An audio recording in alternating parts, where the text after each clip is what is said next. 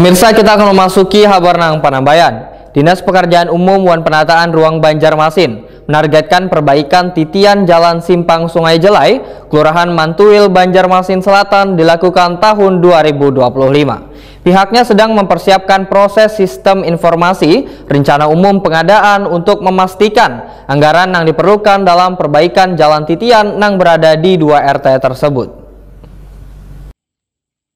Dinas Pekerjaan Umum wan Penataan Ruang Banjarmasin menargetkan perbaikan titian Jalan Simpang Sungai Jelai, Kelurahan Mantuil, Banjarmasin Selatan dilakukan tahun 2025.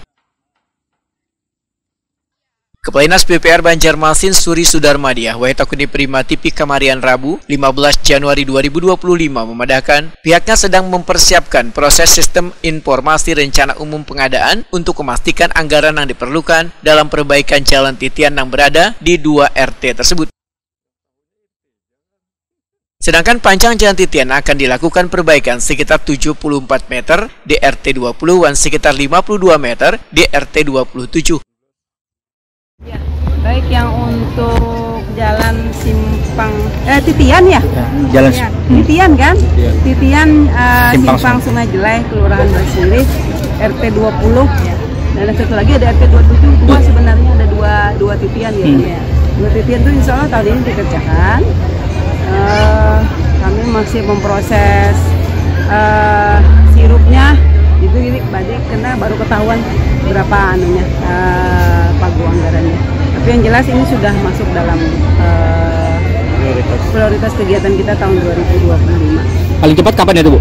Paling cepat ya paling tidak kami juga harus melihat proses sesegeranya sih, sebenarnya sesegeranya kita laksanakan. Juga melihat skala prioritas kan ya, itu memang diperlukan masyarakat, itu segera akan kami lakukan.